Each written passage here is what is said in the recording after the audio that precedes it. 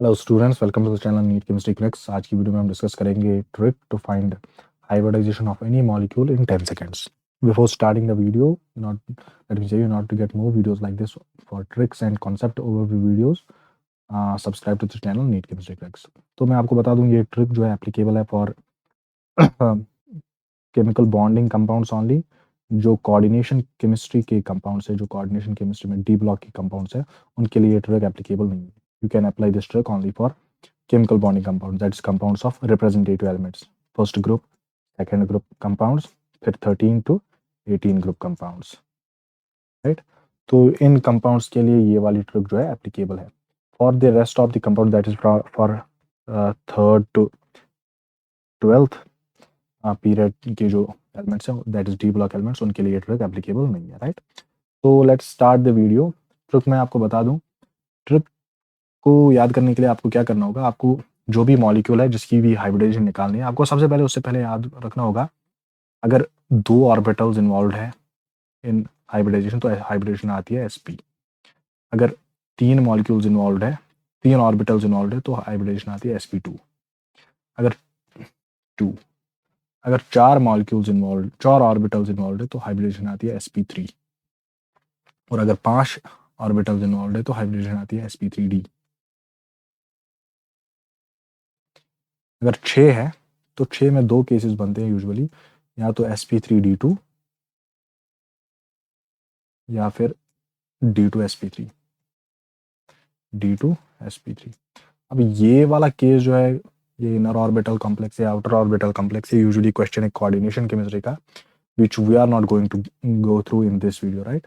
तो जो ट्रिक हम टेस्ट करेंगे वो ये नहीं बताएगी कि ये इनर ऑर्बिटल कॉम्प्लेक्स है या आउटर ऑर्बिटल कॉम्प्लेक्स है, वो खाली ये बताएगी कि हाइब्रिडाइजेशन में जो इन्वॉल्व नंबर ऑफ ऑर्बिटल्स है वो 6 है, और हाइब्रिडाइजेशन या तो ये होगी या फिर इसके बरक्स दूसरी वाली d2sp3 हाइब्रिडाइजेशन हो सकती है, sp3, राइट? ये जो नॉलेज है कि ये d2sp3 होगी या फिर sp3d2 स्पेसिफिकली, अगर आपको इन दोनों में से फिर पता करना है, then you will have to understand कि उस मॉलिक्यूल में जो लिगेंड्स है वो कौन से इन्वॉल्व है, राइट? तो यूजुअली हम ये चीज़ जो है ये डी ब्लॉक में देखते हैं, दैट्स व्हाई इस ट्रिक को हम इस वाले कोऑर्डिनेशन कंपाउंड के लिए ज़्यादातर अप्लाई नहीं करते, राइट? बट स्टिल ये इनके लिए भी एप्लीकेबल होती है, आंसर बिल्कुल करेक्ट आता है, right? Let's check the trick. देखिए क्या होता है, ट्रिक को अप्लाई करने के लिए आपको क्या करना होगा कि जो भी मॉलिक्यूल अंडर ऑब्जर्वेशन है आपको उसमें नंबर ऑफ इलेक्ट्रॉन्स इन्वॉल्व देखने होंगे। फॉर एग्जाम्पल CH4 की हम एग्जाम्पल लेते हैं।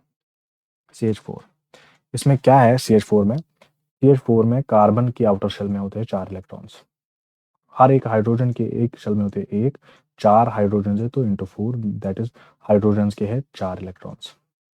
जो ही आप ये करेंगे तो आपको इन इलेक्ट्रॉन्स, जो भी आउटर शेल में नंबर ऑफ इलेक्ट्रॉन्स है उनका सम निकालना है। 4 + 4 दैट इज 8 इलेक्ट्रॉन्स इन्वॉल्व है।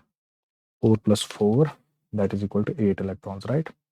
अब जो ही ये आप निकालेंगे, इसके बाद आपको ट्रिक याद रखनी है। ट्रिक क्या है, अगर number of electrons less than है 16, ये 16 आपको खाली याद रखना है ट्रिक के लिए, then divide it by 2।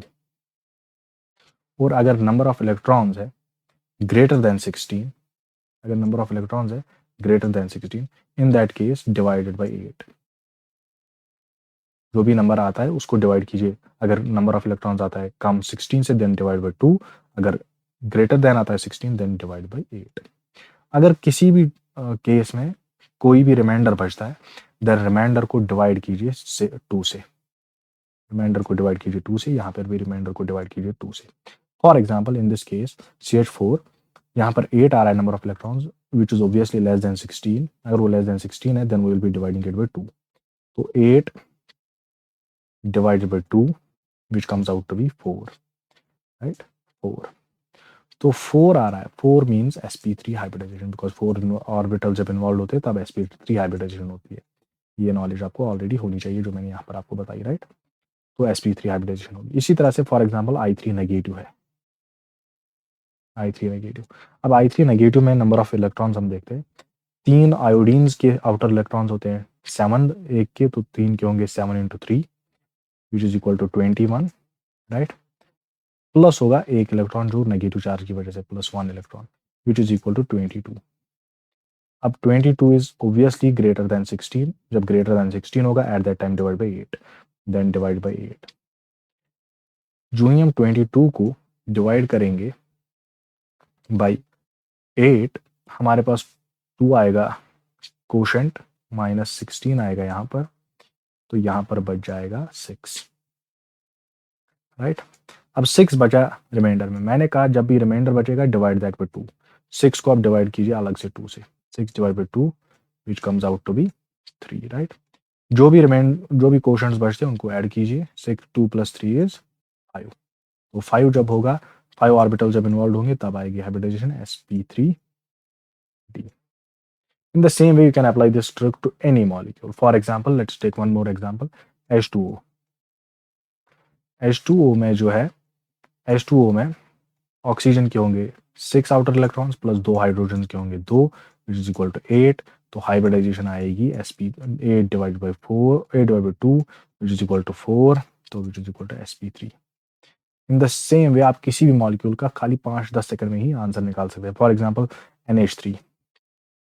NH3 में हमको पता है नाइट्रोजन के होते हैं आउटर इलेक्ट्रॉन्स 5 प्लस हाइड्रोजन के होंगे 3 is equal to 8 divided by हम करेंगे 2 से, बिकॉज लेस देन 16 है, 2 1s are 4s are, which is equal to sp3। In the same way, for example, you have, for example, any other molecule like PCl5, sorry, PCl5, right।